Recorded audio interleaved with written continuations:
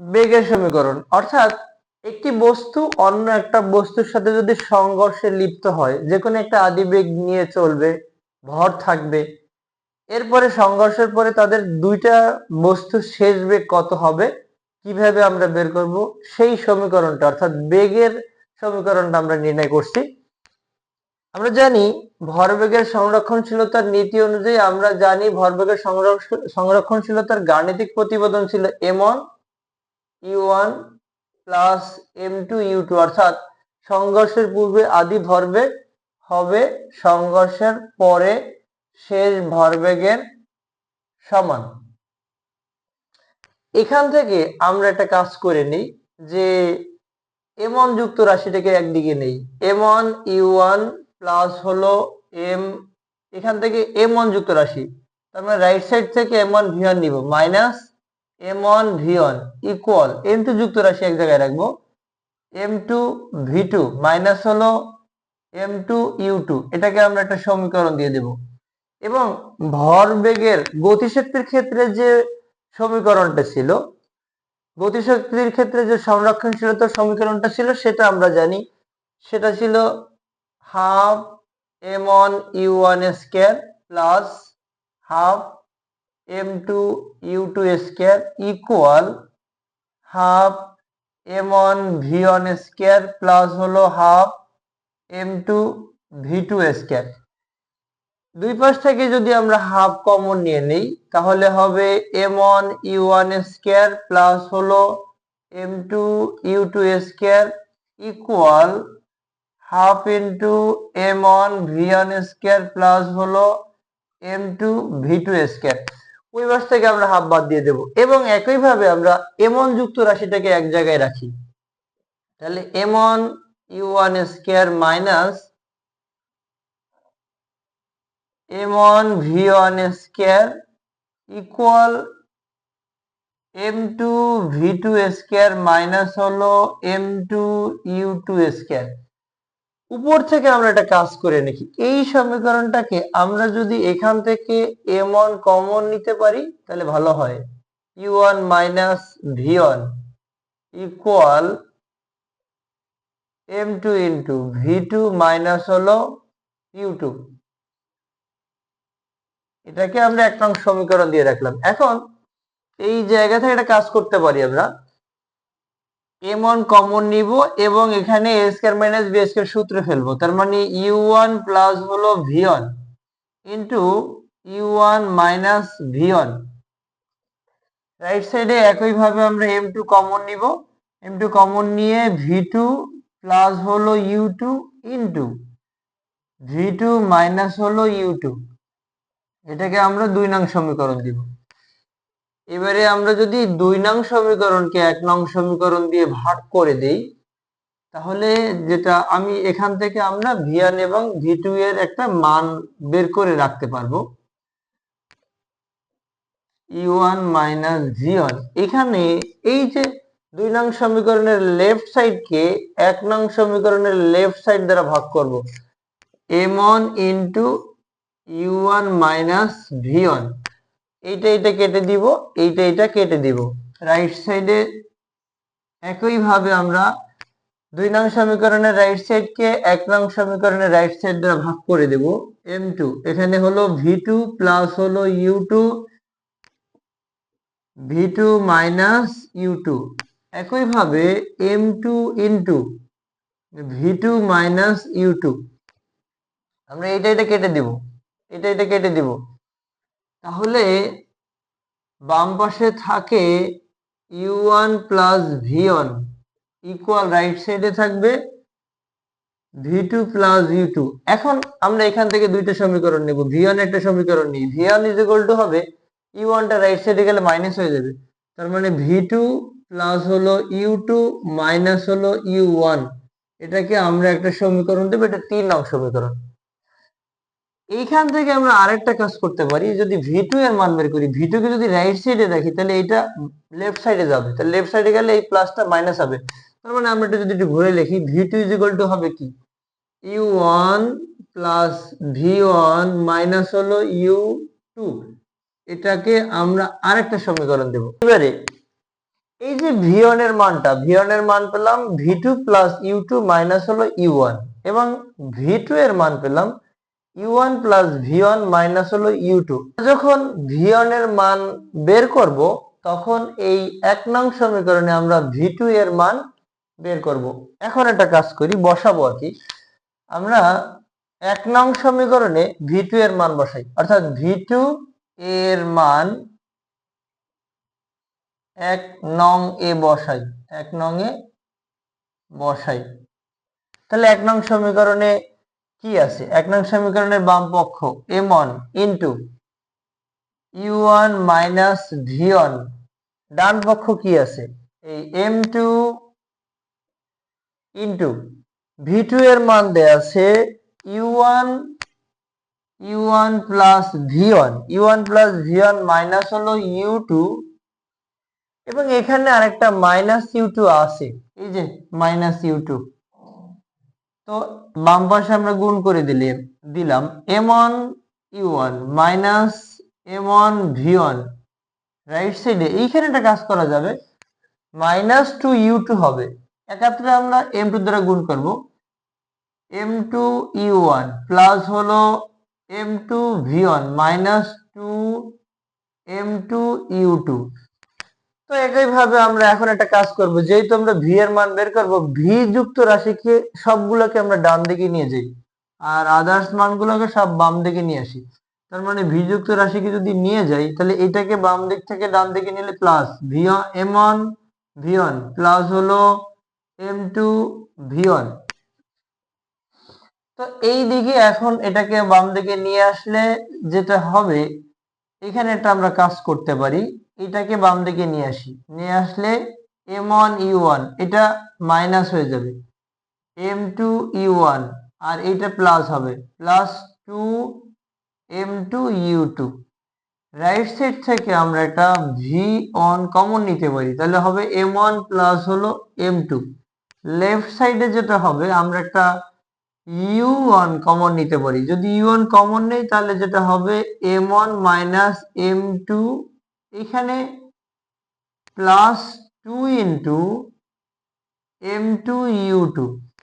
তো ফাইনালি আমরা এটাকে লিখতে পারি v1 ইকুয়াল, এইটা গুণ আছে, অন্য সাইডে গেলে ভাগ হবে, তাহলে এটা এরকম করে লিখব m1 মাইনাস m2 ইন্টু হলো u1 প্লাস হলো 2 ইন্টু m2 u2 ভাগ হলো m1 প্লাস m2। অর্থাৎ দুইটা বস্তু যদি সংঘর্ষে লিপ্ত হয়, সংঘর্ষের পরে তাহলে প্রথম বস্তুটির বেগ কত হবে, এই সমীকরণ দিয়ে আমরা সহজে বের করতে পারবো। আরেকটা টেকনিক্যালি আমরা মনে রাখবো, যখন v1 বলবে তখন m1 মাইনাস m2 হবে, এখানে হবে u1 আর প্লাস 2 ইন্টু m2 u2 হবে। আর যখন v2 করব তখন এইখানে জাস্ট m2 মাইনাস m1, এখানে হবে u2 আর এখানে 2 ইন্টু m1 u1, জাস্ট মনে রাখতে হবে। আর নিচে m1 প্লাস m2, এটা অলমোস্ট কমন। এরপরে আমরা আবার যদি v1 এর মান 1 নং এ ব্যবহার করি, তাহলে আমরা এখান থেকে v2 এর মান পাবো। তার মানে m1 ইন্টু u1, আমরা v1 এর যে মানটা ছিল সে মানটাকে আমরা মাইনাস সাইন দিয়ে গুণ করে দেব। মাইনাস সাইন দিয়ে যদি গুণ করে দিই তাহলে যেটা হবে minus v2 minus u2 plus হলো u1 আর রাইট সাইডে আমাদের যা আছে লিখব m2 ইন্টু v2 মাইনাস হলো u2। সবগুলো আমরা এখন যদি যোগ বিয়োগ করতে চেষ্টা করি, এখান থেকে u1 হলো দুইটা, একাত্রে গুণ করবে m1 m1 u1 minus m1 v2 minus m1 u2, right সাইডে m2 v2 minus m2 u2। এখন আমরা এখান থেকে একটা কাজ করব, v1 যুক্ত রাশিটাকে মানে এখানে v2 যুক্ত রাশিটাকে একদিকে নিয়ে যাব। যদি নিয়ে যাই, এখানে যেটা থাকবে 2m1 u1, আর এইখান থেকে যদি আমরা u যুক্ত রাশিটাকে বাম দিকে নিয়ে আসি, m2 u2, আর এইখানে থাকে মাইনাস m1 u2, আর এইখান থেকে v2 যুক্ত রাশিকে আমরা ডান দিকে নিয়ে যাবো, অর্থাৎ সবগুলো v2 কে ডান দিকে নেব। এখানে একটা v2 আছে, তাহলে এখানে হবে m2 v2 প্লাস, এই মাইনাসটা প্লাস হবে m1 v2। রাইট সাইড থেকে যদি আমরা v2 কমন নিই তাহলে হবে m1 প্লাস m2। এখন আমরা এখানে একটা কাজ করতে পারি, এই জায়গা থেকে আমরা একটা u2 কমন নিতে পারি। কমন নিয়ে লিখতে পারি এরকম করে, m2 মাইনাস m1 ইন্টু হলো u2 প্লাস, এইটাকে এখন এখানে রাখবো 2 ইন্টু m1 u1। তো ফাইনালি আমরা লিখতে পারি v2 ইকুয়াল, এটা ভাগ হয়ে যাবে, এটা গুণ আছে, অন্য সাইডে গেলে ভাগ হয়ে যাবে। তার মানে কি হবে, m2 minus m1 into u2 plus 2 into m1 u1 ভাগ হলো m1 প্লাস m2। ঐতিহাসিক সমীকরণ, এটা দিয়ে সহজেই দুইটা গাড়ি যদি মুখোমুখি সংঘর্ষ হয়, একটা হালকা। আসসালামু আলাইকুম। আজকে আমরা তৃতীয় অধ্যায় অর্থাৎ এসএসসি ফিজিক্সের তৃতীয় অধ্যায় বল থেকে কপিক্যাল এই পার্টটা নিয়ে আলোচনা করব। অর্থাৎ কপিক্যালটা কি জিনিস? আমরা কোনো বস্তুর উপরে বল প্রয়োগ করে বস্তুকে এক জায়গা থেকে অন্য জায়গায় নিয়ে যাই, কিন্তু আমরা যখন বস্তুকে ধরি বা স্পর্শ করি তখন কিন্তু ঘর্ষণের সৃষ্টি হয়। অর্থাৎ আমাদের বলের বিপরীত দিকে একটা বল প্রয়োগ করা হয়, সেটাকে আমরা আসলে ঘর্ষণ বল বলে থাকি। বা একটি বস্তু যখন অন্য একটি বস্তুর উপর দিয়ে চলতে শুরু করে তখন দুইটা বস্তুর স্পর্শতলে যে ঘর্ষণের সৃষ্টি হয় সেটাকে আমরা এক্স্যাক্টলি গতির বিরুদ্ধে যে বলের সৃষ্টি হয় সেটাকে আমরা কিন্তু ঘর্ষণ বল বলি। কিন্তু কপিকলটা কি জিনিস? তাহলে কপিকলটা হলো আমরা যে বস্তুর উপরে বলটা প্রয়োগ করব সেই বস্তুতে যে ঘর্ষণটা সৃষ্টি হবে সেই ঘর্ষণটা শূন্যের কোঠায় নিয়ে আসা। অর্থাৎ যেই বস্তুর উপরে যতটুকু পরিমাণে বল প্রয়োগ করতে চাই পুরোটা বল যদি ওই বস্তুর উপর প্রযুক্ত হয় তাহলে আমার প্রয়োগকৃত বল এর কারণে অনেক বেশি কাজ করা যাবে, সেটা হলো কপিকল। কপিকল সাধারণত দেখা যায় স্কুলে যে আমাদের ফিতে উত্তোলন করা হয় সেটাও একটা কপিকলের মতো কাজ করে। এবারে সাধারণত ফ্লোরে দেখা যায় বিভিন্ন মাল উত্তোলন করে, সেটা কপিকল। কুয়ো থেকে পানি উত্তোলন করে, সেটা কপিকল। এবারে দেখা যায় হাইরিস বিল্ডিং এ যে আসলে উপরের যে ভবনগুলো তৈরি করা হয়, অনেক বড় বড় যে ভবন তৈরি করা হয় সেখানে কিন্তু কপিকলের ইউজ আছে। তাহলে এই অধ্যায়টাই কিন্তু আমরা জাস্ট শুরু করেছিলাম সাম্য বল এবং অসাম্য বল নিয়ে। কোনো বস্তুর উপরে যদি আমরা একটা বল প্রয়োগ করি তাহলে নর্মালি একটা বলই তো হবে, মানে সাধারণত আমরা যদি কোনো বস্তুর উপরে এই বস্তুর উপরে যদি বল প্রয়োগ করি, বল প্রয়োগ করলে তাহলে এটা এক ধরনের বল হলো, এই বস্তুটার ভর হচ্ছে m, তাহলে ভর ইজ ইকুয়াল টু বল যদি m হয়, ভর যদি m হয় তাহলে এই বস্তুর উপর প্রযুক্ত বল F is equal two m a, এটা আমরা বলতে পারি। কিন্তু যদি এই বস্তুর উপরে আমরা ঘর্ষণ বলটা চিন্তা করি অথবা এই বস্তুর উপরে একাধিক বল প্রযুক্ত হয়, যদি এখন এই বস্তুর উপরে একই দিক থেকে দুইটা বল প্রযুক্ত হয়, হ্যাঁ হতে পারে, এটা F1 এবং F2 মানের দুইটা বল যদি এই m ভরের বস্তুর উপর প্রযুক্ত হয় তাহলে আমরা এটাকে লব্ধি বল বলতে পারি। অর্থাৎ লব্ধি বল হলো কি একাধিক বলের যোগফল। এখন লব্ধি বল হতে পারে, লব্ধি বেগ হতে পারে, লব্ধি ভর হতে পারে, একই জাতীয় রাশির যোগফল হতে পারে, সেটা হতে পারে লব্ধি।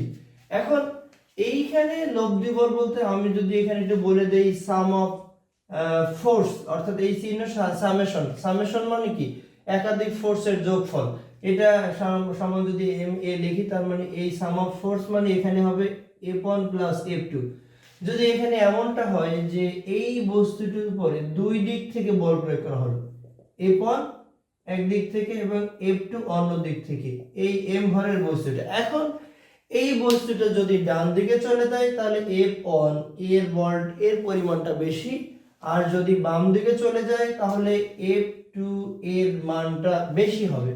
সেক্ষেত্রে এই সাম অফ টোটাল এটা সমান আমরা লিখতে পারবো, যদি এমন হয় যে আসলে এটা ডানে সরে যায় তাহলে F1 মাইনাস F2, যদি বামে সরে যায় তাহলে F2 মাইনাস F1 ইকুয়াল হলো MA। অর্থাৎ বলের লব্ধি দুটি বলের যোগফল হতে পারে, বলের লব্ধি দুটি বলের বিয়োগফলও হতে পারে। যদি দুই দিক থেকে কাজ করে, যদি বিপরীত দিক থেকে পরস্পরের বিপরীত দিকে কাজ করে কোন একটি বস্তুর উপরে যদি বল কাজ করে তাহলে সেটা হবে মাইনাস, আর যদি কোনো বস্তুর উপরে একই দিক থেকে বল প্রয়োগ করে সেটা হবে প্লাস। বাট আমরা আজকে দেখছি ঘর্ষণ বল, মানে আমরা দেখছি কপিকলের মাধ্যমে। যেমন আমরা এই অধ্যায়টা যখন শুরু করছি তখন আমরা সাম্য বলটা দেখলাম যে গাছে আম ঝুলতেছে। যদি গাছে এখানে বোটায় যদি আম ঝুলতে থাকে, বোটায় আম যদি ঝুলতে থাকে তাহলে কিন্তু এই এখানে বা কিছু একটা আম আছে বা কিছু একটা বস্তু আছে, এই বস্তুটা এখানে ঝুলছে। বস্তুটা যেহেতু ঝুলছে, এখন বস্তুটাকে কিন্তু এই দৃঢ় অবলম্বনের সাথে যুক্ত আছে। তাই দৃঢ় অবলম্বনের সাথে যেহেতু যুক্ত আছে তাহলে উপরে একটা টান বল কাজ করতেছে। টান বল কোথায়? অর্থাৎ দৃঢ় অবলম্বনের সাথে বা ঝুলন বিন্দুর দিকে, ঝুলন বিন্দু অথবা দৃঢ় অবলম্বন যেখানে আটকানো আছে, দৃঢ় অবলম্বন। টান বল সাধারণত দৃঢ় অবলম্বন বা ঝুলন বিন্দুর দিকে কাজ করে। আর এইখানে ভর এবং যে ত্বরণটা একটা কাজ করে এমজি, এইটা ঠিক নিচের দিকে। অর্থাৎ কোন একটা বস্তুকে পৃথিবী যে বলে টানে সেটাকে কি বলে? সেটাকে তো আসলে মহাকর্ষ বল বলে, অর্থাৎ এই অভিকর্ষ বল বলতে পারি, ও এক ধরনের অভিকর্ষ বল। অর্থাৎ এইখানে দুইটা বল দুই দিকে কাজ করে, তাহলে এখানে সাম অফ ফোর্স বলতে এখানে মাইনাস করব। একাত্রে যদি একাধিক বল প্রযুক্ত হয় তবে সেটা হবে একাধিক বল যদি প্রযুক্ত হয় তবে সেটাকে আমরা সাম্য বল হিসেবে কাউন্ট করব। তো আমরা এখন কপিকল সম্বন্ধে দেখছি। কপিকলটা সাধারণত যেভাবে তৈরি করা হয়, একটা চাকতির বৃত্তাকার একটা চাকতি বা গোলকের উপরে, এটা গোলক বা চাকতির উপরে দুই সাইড থেকে দুইটা রশি ঝুলাই দেওয়া হয়। রশির এক প্রান্তে একটা ভারী বস্তু যুক্ত করা হয় এবং অন্য সাইডে একটা হালকা বস্তু যুক্ত করা হয়। এখন কপিকলটা একটা দৃঢ় অবলম্বনের সাথে যুক্ত থাকে, যেটাকে দৃঢ় অবলম্বন বা আমরা ঝুলন বিন্দুও বলতে পারি। এখন এই জায়গায় থেকে এই কপিকলের এখানে প্রথম বলটা আমি এই ভরটা, প্রথম বস্তুর ভরটা M1 ধরে নিলাম এবং এই দ্বিতীয় বস্তুর ভরটা আমরা M2 ধরে নিলাম।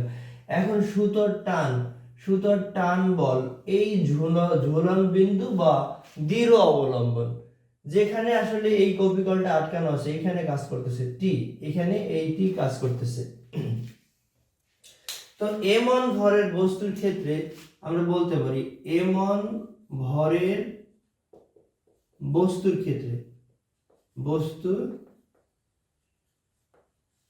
ক্ষেত্রে এখন M1 ভরের বস্তুটা অনেকটা ভারী, এই M2 ভরের বস্তুর তুলনায় নিচে ঝুলে আছে, তাহলে এইটার ভর বেশি মানে পৃথিবী তাকে নিজের দিকে বেশি বলে টানছে। তার মানে এটা আমরা এমন ভাবে করতে পারি। এখন এইখানেও কিন্তু দুই ধরনের বল কাজ করে।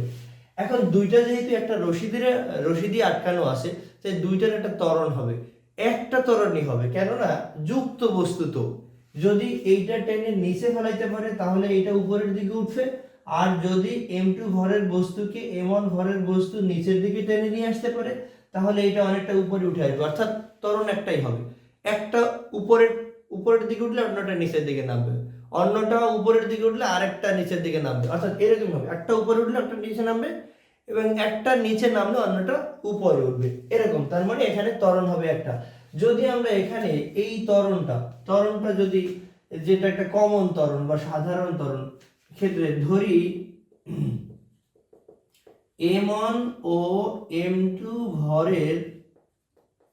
ভরের বস্তুর সাধারণ ত্বরণটা কমন, আমরা এটা ধরে নেব, ত্বরণ F ধরে নিলাম। তাহলে এই বস্তুটার উপরে কিন্তু দুইটা বল প্রযুক্ত হয়েছে। আমরা তাহলে এটা লিখব সাম অফ ফোর্স, মানে দুইটা বলের যোগফল। আমরা জানি exactly F is equal two, আমরা জানি MA না বলে এখন এটা MF বলবো দুইটা বস্তুর।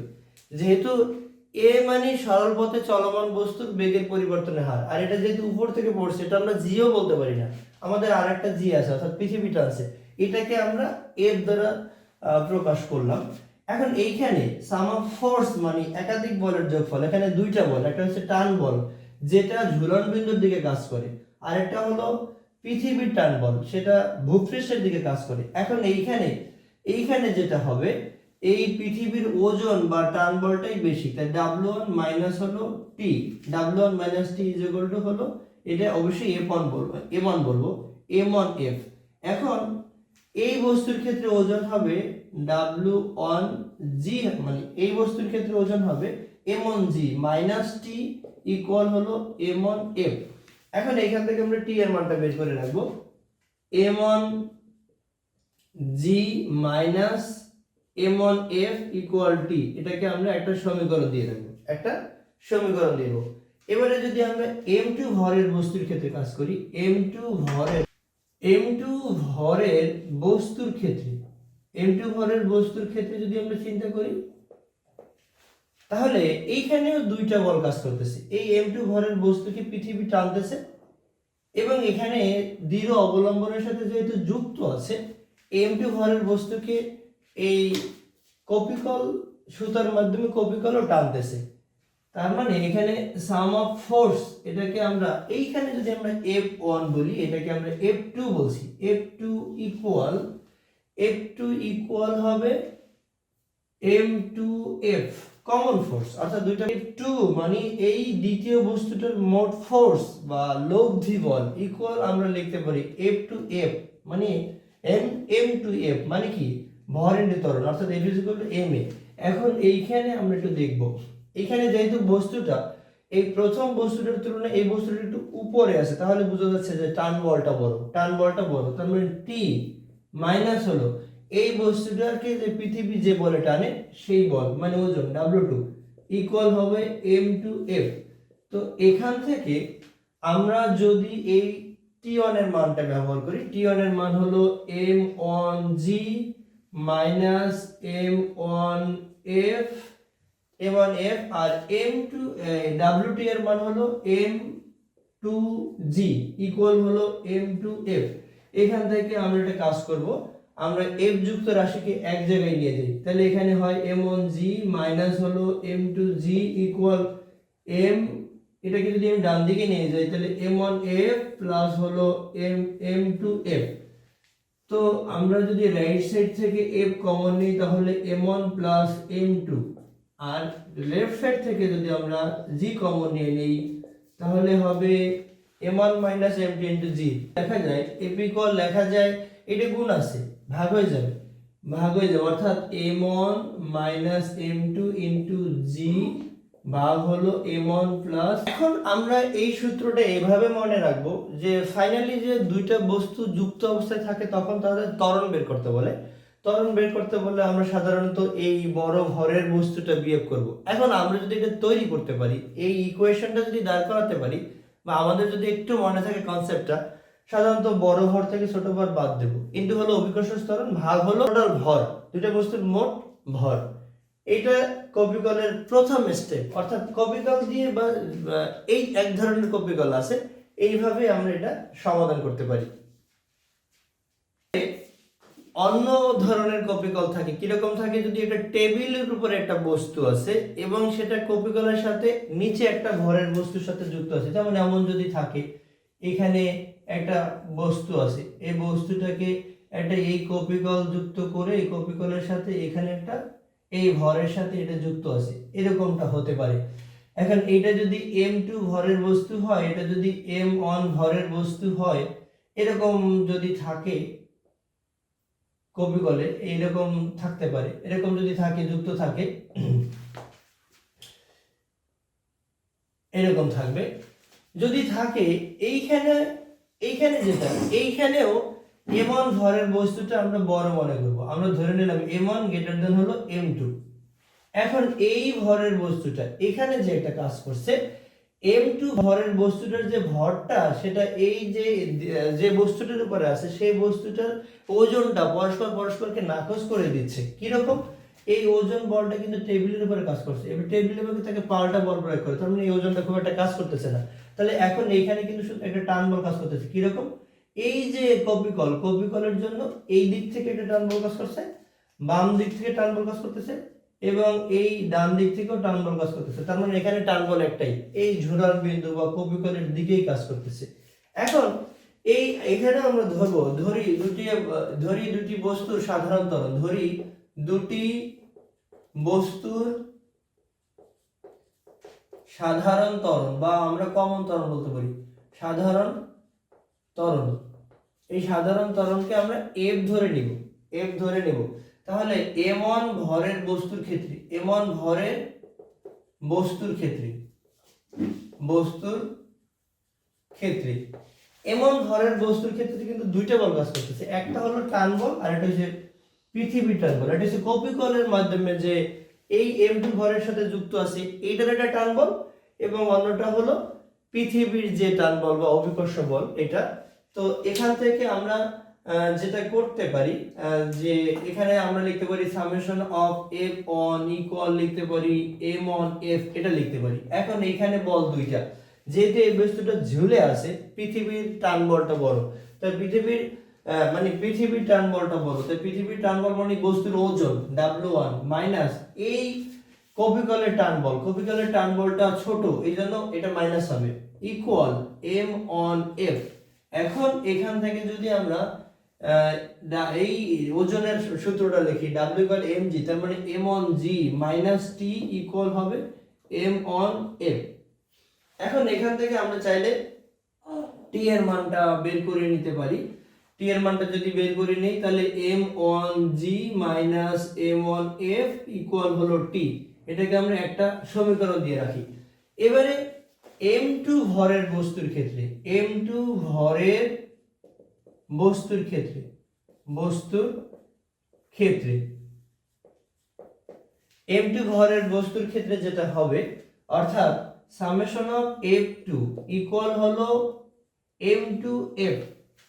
এখন এইখানে এই বস্তুটার ক্ষেত্রে শুধু টান বল কাজ করতেছে, এই ভর কিন্তু নিচে যে আমরা ধরে নিলাম একটা টেবিল, এই টেবিলটার উপর টেবিল যে বল প্রয়োগ করবে, এবং এই m2 ভরের বস্তুটাও একটা বল প্রয়োগ করবে, এই দুইটা বল পরস্পরকে ওজন আর কি, ওজনের যে বলটা কাজ করবে পরস্পরকে নাকচ করে দেবে। এই জন্য m2 ভরের বস্তুটা শুধু m1 ভরের বস্তুটার এই টান বলের কারণে নিচের দিকে নামবে।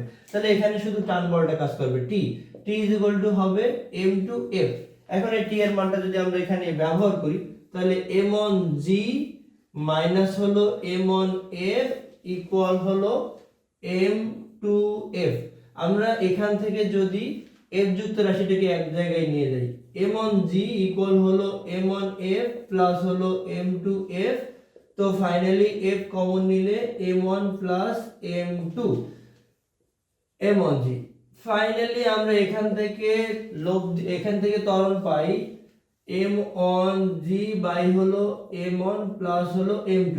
এটাও কপিকলের অন্য একটা স্টেপ, অর্থাৎ কোন একটা বস্তু যদি এটা দৃঢ় মানে একটা বস্তুর উপরে থাকে এবং নিচে অন্য একটা যদি বস্তু কপিকলের মধ্যে ঝুলাই দেওয়া হয়, তখন এই প্রথম বস্তু দ্বারা যদি দ্বিতীয় বস্তুর উপরে যে টান বল বা বলের জন্য নামানো হয় বা বল প্রয়োগ করা হয়, তখন এখান থেকে ত্বরণের মান আমরা এই ইকুয়েশনের মাধ্যমে বের করতে পারি। খুবই সহজ এই পার্টটা, কিন্তু এই বল অধ্যায়ের এখন বর্তমানে খুবই গুরুত্বপূর্ণ একটা পার্ট এই কপিকল। এবারে এটার অন্য একটা পার্ট দেখি, যদি এই পৃষ্ঠটা ঘর্ষণ যুক্ত হয়, আমরা কিন্তু এতক্ষণ যেটা চিন্তা করছি যে এটা ঘর্ষণহীন, যদি ঘর্ষণ বলি তাহলে এখানে একটা বল কাজ করবে যেটাকে আমরা ফ্রিকশন এফ কে বলছি, ঘর্ষণ বলকে এফ কে দ্বারা প্রকাশ করা হয়। তাহলে আমরা এখান থেকে যদি ঘর্ষণ বল রিলেটেড যদি ঘর্ষণ বল থাকে তখন জাস্ট পার্টটা এরকম হবে। তখন আমরা লিখতে পারি, ধরি দুটি বস্তু সাধারণত একই জিনিস হবে, এমন ভরের বস্তুর ক্ষেত্রে কোনো পরিবর্তন নাই, এমন ভরের বস্তুর ক্ষেত্রে এটা ঘর্ষণশীল তলের উপর দিয়ে চলে, অর্থাৎ জাস্ট ফ্রিকশন কাইনেটিক ফ্রিকশন মানে গতি ঘর্ষণ, যদি গতি ঘর্ষণ থাকে তখন আমরা এটা এরকম করব, জাস্ট এই দ্বিতীয় বস্তুর ক্ষেত্রে একটু পরিবর্তন আনবো। যে এমন ভরের বস্তুর ক্ষেত্রে এমন ভরের বস্তুর ক্ষেত্রে লব্ধি বল সাম অফ ফোর্স মানে F one equal M one F বলবো। এখানে লিখতে পারি, এখানে পৃথিবীর টানটা বড়, পৃথিবীর টান বড়, তার মানে ডাব্লিউ অন মাইনাস হলো এই সুতোর টান অর্থাৎ কপিকলের সুতোর টান, মাইনাস টি ইকুয়াল হলো এম অন এফ। এই বাম আগের যে পার্টটা এটার সাথে এটার কোনো পরিবর্তন নেই। এম অন ডাব্লিউ অন মানে M one G minus T equal হলো এম অন এফ। তো এখান থেকে আমরা টি এর মানটা বের করে নিতে পারি, এম অন জি মাইনাস হলো এম অন এফ ইকুয়াল হলো টি।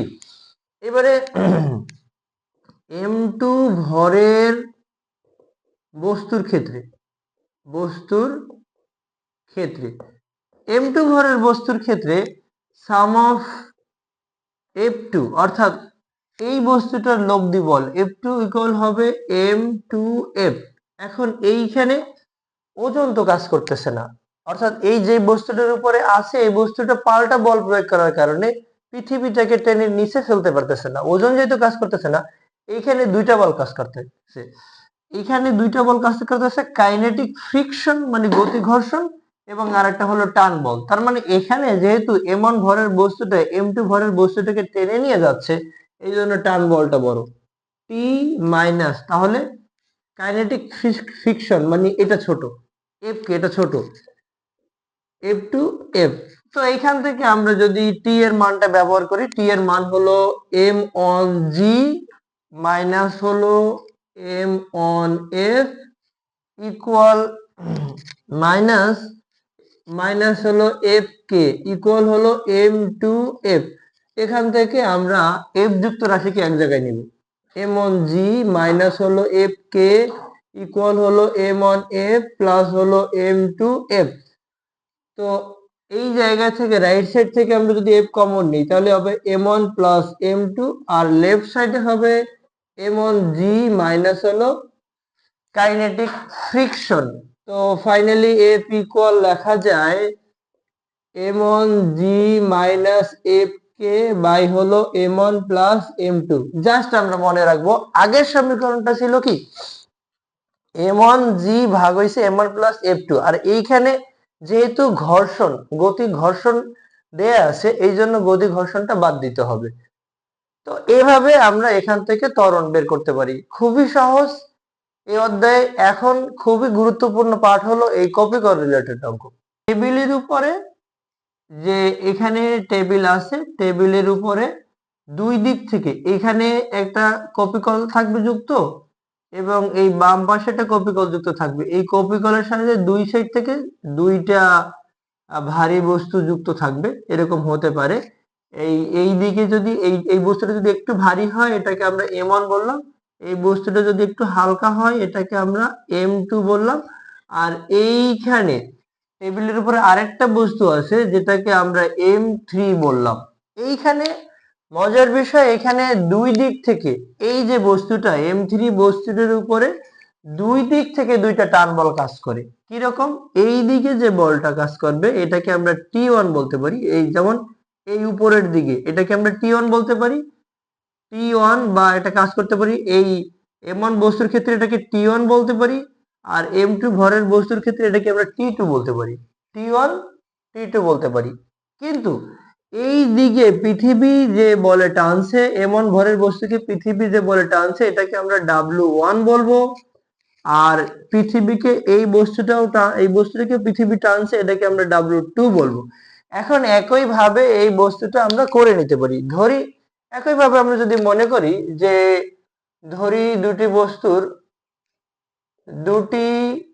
বস্তুর সাধারণ ত্বরণ, সাধারণ বা কমন ত্বরণ, সাধারণ ত্বরণ একটা ত্বরণই কাজ করবে, সাধারণ ত্বরণ ইকুয়াল এফ, এফ ত্বরণটা কাজ করছে।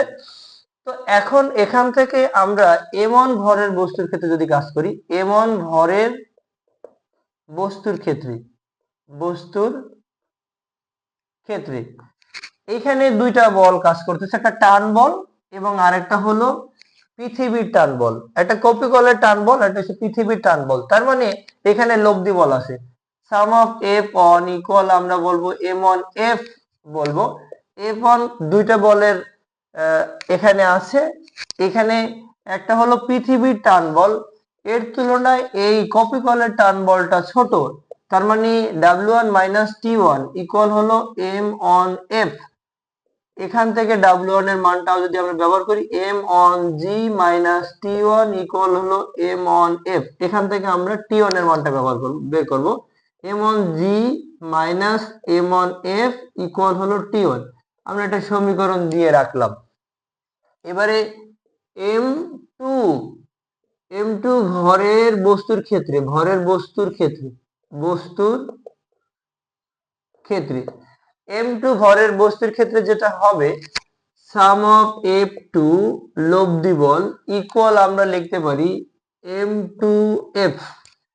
একইভাবে এইটার মানে এখানে দুইটা বস্তুরই কমন তরন্ত এফ, তার মানে আমরা জানি F is equal to M A, তার মানে যেহেতু বস্তু দ্বিতীয় বস্তুটা, তার মানে এম টু এফ হবে। এখন এই এফ টুটা কি, এখানে এফ টুটা হলো এফ টুটা কি, এখানে এক তো কপিকলের টান বা রশির টান, অন্যটা হলো পৃথিবীর টান।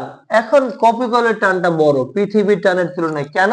অর্থাৎ এম টু ভরের বস্তুর তুলনায়, এম ওয়ান ভরের বস্তুর তুলনায় এম টু ভরের বস্তুটা একটু উপরে আছে। তার মানে টি টু মাইনাস হলো ডাব্লিউ টু ইকুয়াল হলো এম টু এফ। এখান থেকে আমরা যদি টি টু এর মানটা বের করতে চাই, মানটা বসাই নেব। এম টু এর মান হলো এখানে, ডাব্লিউ টু এর মান হলো এম টু জি ইকুয়াল হলো এম টু এফ। তো টি টু ইকুয়াল হবে এম টু জি প্লাস হলো এম টু এফ। আমরা এটাকে একটা সমীকরণ দিয়ে রাখতে পারি, এটাকেও একটা সমীকরণ দিয়ে রাখতে পারি। এখন এখানে আরেকটা বস্তু আছে এম থ্রি বস্তুর ক্ষেত্রে, এম থ্রি বস্তুর ক্ষেত্রে, এম থ্রি বস্তুর ক্ষেত্রে শুধু এখানে আমরা লব্ধি বল হিসেবে নেব sum of M three equal sum of F three, অর্থাৎ লব্ধি বল ইকুয়াল আমরা লিখতে পারি এম থ্রি এফ। এটা কোন দিকে আসলে গতিশীল হবে, তো সেটা আমরা একটু দেখবো। মেনলি যেহেতু পুরো প্রক্রিয়াটা ডান দিকে, অর্থাৎ ডান দিকে যেহেতু ভারী বস্তু আছে, এই জন্য ডান দিকে কার্যকর হবে। এই জন্য আমরা এটা লিখতে পারি এইখানে T1 বলটা বড় হবে, T1 minus T2, T1 minus T2। কেন? অর্থাৎ যেহেতু এই ডান দিকের বলটা মানে টান বলটা বড়, এই জন্য বাম দিক থেকে এটাকে উপরে উঠাই নিবে, এই জন্য T1 মাইনাস T2 ইকুয়াল হলো এম থ্রি এফ। এখন T1 এর মানটা, T1 এর মান এবং T2 এর মানটা আমরা ব্যবহার করব। T1 এর মান হলো এম অন জি মাইনাস হলো এম অন এফ। এইবারে T2 এর মানটাকে আমরা মাইনাস সাইন দিয়ে গুণ করব, minus M two G minus M two F equal হলো এম থ্রি এফ। তো এইখান থেকে আমরা একটা কাজ করি, এফ যুক্ত রাশিটাকে সব একদিকে নিয়ে যাই আর জি যুক্ত রাশিটাকে এক জায়গায় রাখি। এম অন জি মাইনাস হলো এম টু জি ইকুয়াল হলো এম অন এফ, ডান দিকে নিব প্লাস, এটাও ডান দিকে নিব প্লাস, এটাও ডান দিকে নিব plus, M two F plus হলো এম থ্রি এফ। তো রাইট সাইড থেকে আমি কমন নেব, এফ কমন নিলে হবে কি M one plus M two plus হলো এম থ্রি। আর এইখানে আমরা যদি জি কমন নিয়ে রাখি তাহলে হবে M one minus M two. Finally তিনটা বস্তুর ক্ষেত্রে লব্ধি ত্বরণ এফ, এফ ইকুয়াল টু আমরা ইকুয়েশনটা পাই, অর্থাৎ M one minus M two into G ভাগ হলো M one plus M two plus হলো এম থ্রি।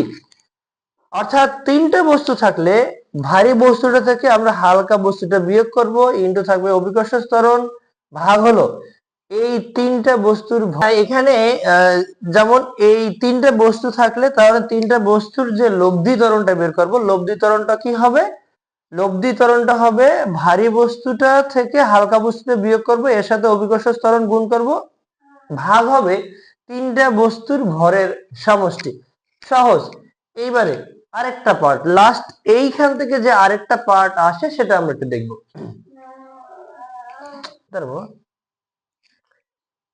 এখানে যদি এই বস্তুটা অর্থাৎ M3 বস্তুটা যদি একটা ঘর্ষণহীন পৃষ্ঠের সাথে যুক্ত থাকে, ঘর্ষণ মানে একটা ঘর্ষণযুক্ত বস্তুর সাথে যুক্ত থাকে, তখন একটা ঘর্ষণ বল কাজ করবে। তাহলে এফ কে কাইনেটিক মানে ফ্রিকশন মানে গতি ঘর্ষণ। তো গতি ঘর্ষণ যদি থাকে তো তখন শুধু আমাদের এই T1 T2 অপরিবর্তনীয় থাকবে, শুধু আমরা M3 এর ক্ষেত্রে একটা M3 এর ক্ষেত্রে একটু কাজ করব। M3 এর ক্ষেত্রে কি হবে দেখছি। M3 এর ক্ষেত্রে হবে M3 এর ক্ষেত্রে M3 এর ক্ষেত্রে সাম অফ ফোর্স অর্থাৎ তৃতীয় বস্তুর উপরে যে লব্ধি বল কাজ করে F3 is equal to M3F করলাম। এখন এইখানে ডান দিকের যে টান বল, এই ডান দিকের এই কপিকলের টান বলটা অনেক বড়, সেখান থেকে এই ঘর্ষণটা যেহেতু ডান দিকে সে মুভ করবে, তাহলে ঘর্ষণ বলটা বাম দিকে কাজ করবে, তাই ঘর্ষণ বলটা বাদ দিতে হবে। এবং এই T2 এই যে টান বলটা এটাও তো বাম দিকে কাজ করে, তাহলে এটাও বাদ যাবে। তার মানে কি হবে T2 মাইনাস এফ কে ইকুয়াল হলো M3F। এখন এইখান থেকে আমরা T1 T2 এর মানটা ব্যবহার করব। T1 এর মান হলো M1G মাইনাস হলো M1F, T2 এর মান হবে M2G মাইনাস হলো M2F মাইনাস হলো কাইনেটিক ফ্রিকশন মানে গতি ঘর্ষণ ইকুয়াল হলো M3F। এখান থেকে আমরা F যুক্ত রাশিগুলো এক জায়গায় রাখবো। M1G minus M2G minus Fk equal হলো M1 এই M1F প্লাস হলো M2F প্লাস হলো M3F। তো বাম পাশ থেকে আমরা যদি G কমন নিয়ে নেই তাহলে M1 minus M2 into G minus হলো Fk ইকুয়াল, এখান থেকে যদি আমরা F কমন নেই তাহলে হবে M1 প্লাস M2 প্লাস হলো M3। তো ফাইনালি F ইকুয়াল বলতে পারি, অর্থাৎ এটা গুণ আছে, এই সাইডে গেলে ভাগ হবে M1 minus M2 into G minus হলো Fk ভাগ হলো M1 প্লাস M2 প্লাস হলো M3।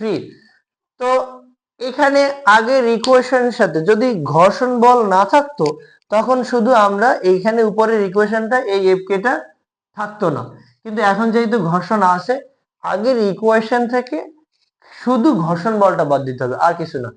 এটা ছিল আমাদের কপিকল থেকে যে আমাদের যে থিওরিটা আসে এইগুলা, অর্থাৎ এই থিওরি এখন জাস্ট ম্যাথ তো পানির মতন হয়ে যাবে, অর্থাৎ আমরা এখান থেকে মানগুলো বসাইলে ইজিলি ম্যাথ করতে পারতেছি, খুবই সহজেই অর্থাৎ এই বল থেকে এখন এই একেবারে গুরুত্বপূর্ণ টপিকসই হলো কপিকল। কপিকল থেকে প্রায় অঙ্ক আসে, আর এখন আরো অঙ্ক আসবে। ধন্যবাদ। ঘর্ষণ বল এই পার্টটা নিয়ে আলোচনা করব।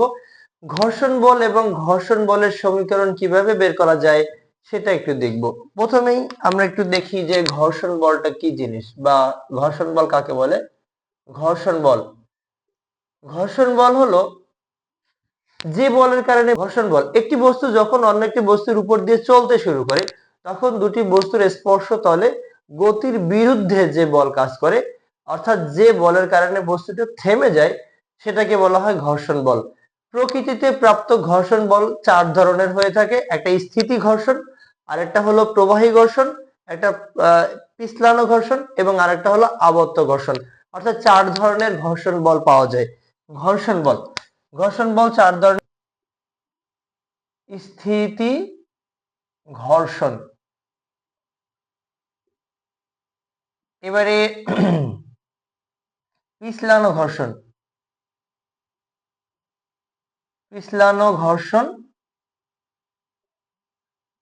তারপরে রয়েছে আবর্ত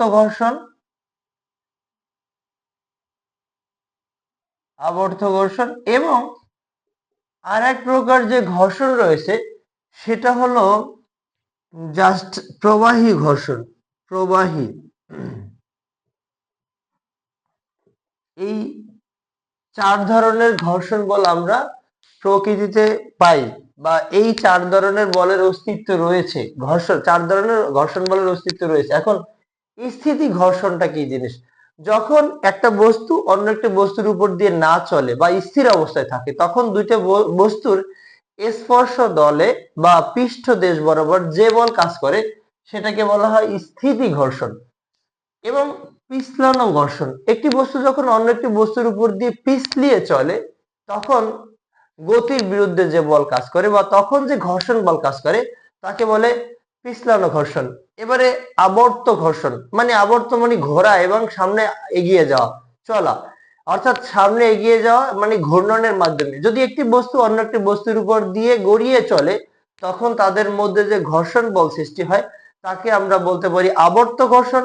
আবর্ত ঘর্ষণ যেমন সাইকেলের চাকার ঘর্ষণ বলতে পারি, গাড়ির চাকার ঘর্ষণ, সেটাকে আমরা আবর্তন ঘর্ষণ বলতে পারি।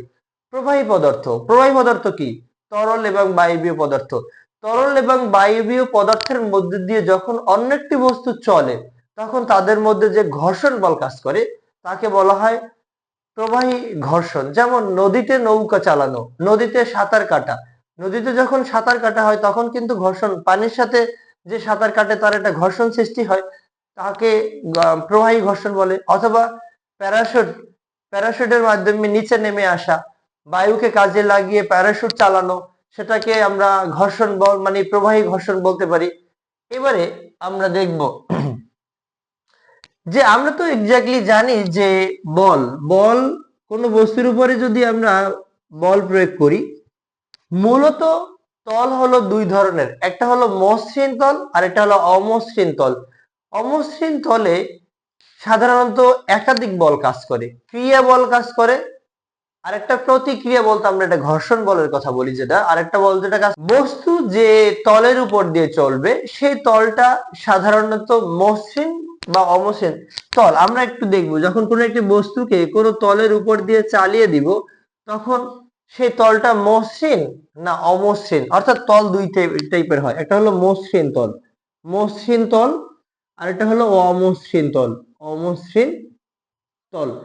কোন বস্তু যদি মসৃণ তলের উপর দিয়ে চলে তখন তো ঘর্ষণ বল সৃষ্টি হয় না, কিন্তু বলে রাখা ভালো প্রকৃতিতে এমন কোন তল খুঁজে পাওয়া যায় না যেটায় ঘর্ষণ হয় না। আমাদের কাছে কাঁচ একেবারেই মসৃণ স্মুথ, তার উপর দিয়ে চললে, অথবা আমাদের কাছে টাইলস এটা মসৃণ মনে হয় এবং স্মুথ মনে হয়, তার উপর দিয়ে কিন্তু আমরা হাঁটতে পারি। যদি ঘর্ষণ না থাকতো তাহলে কিন্তু আমরা হাঁটতে পারতাম না।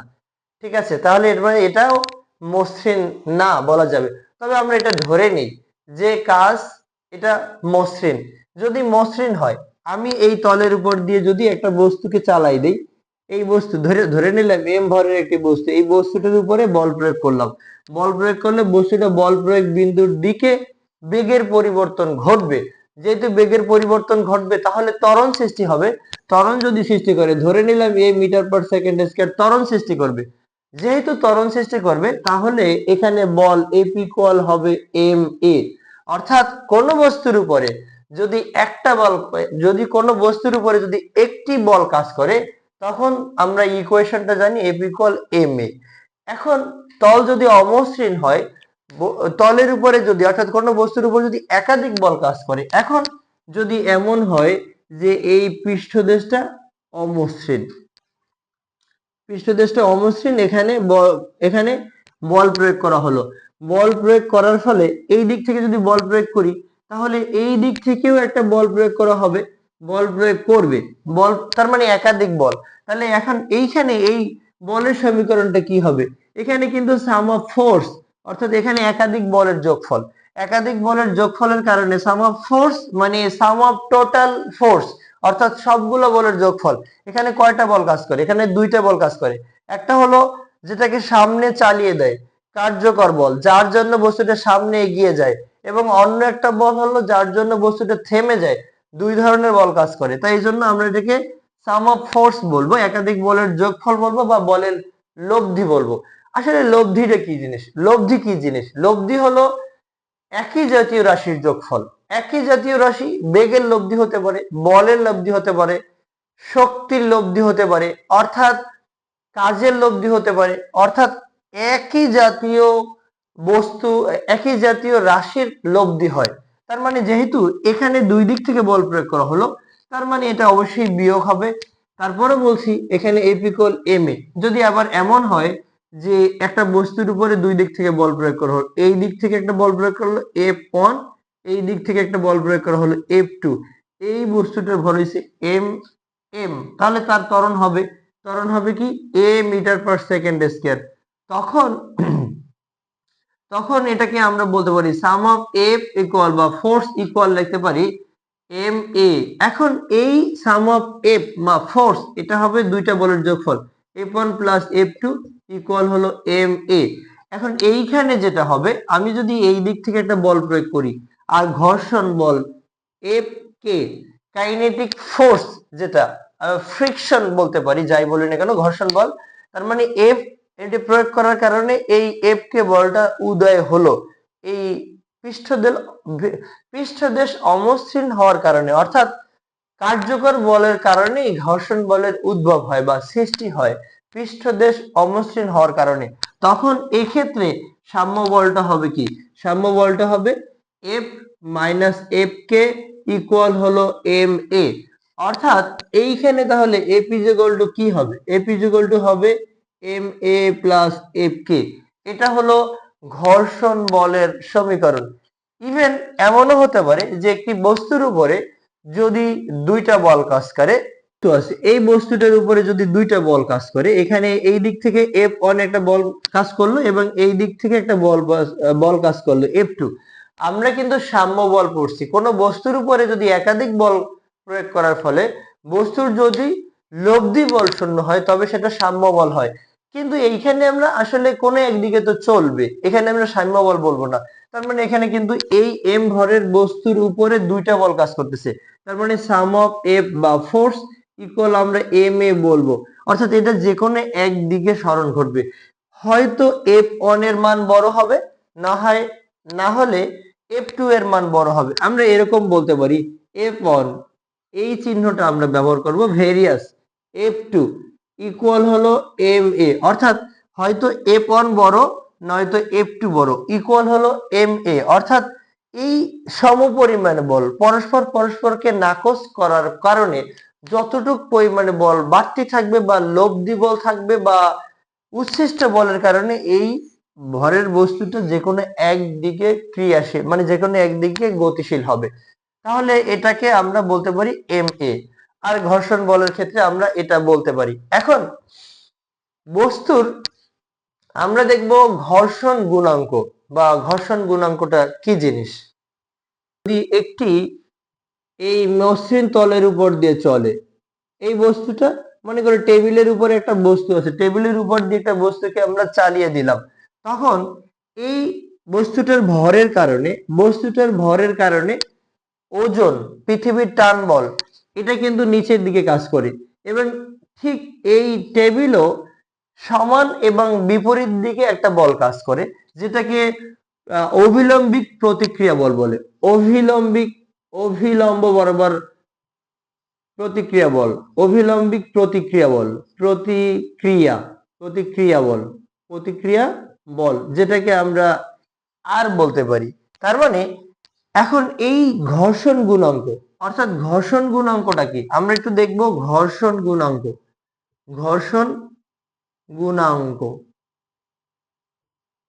ঘর্ষণ গুণাঙ্ককে মিউ দ্বারা প্রকাশ করা হয়।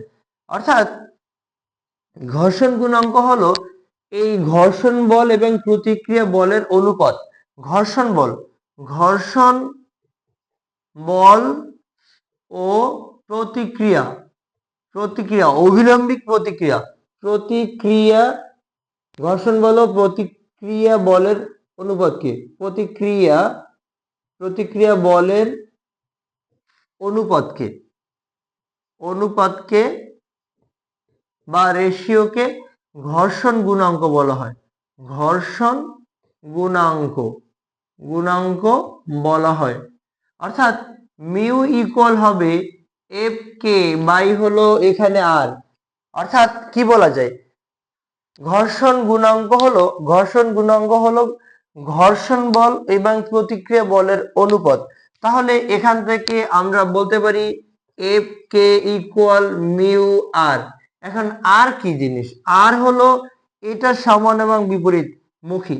আর এর মান আমরা মিউ কখনো ডাব্লিউ বলতে পারি, আর বা ডাব্লিউ বলতে পারি। এটাকে mu W equal M G, W equal M G. এখন আমরা এখান থেকে কিন্তু এই ঘর্ষণ গুণাঙ্ক বের করতে পারি। ঘর্ষণ গুণাঙ্ক কোথা থেকে বের করতে পারি?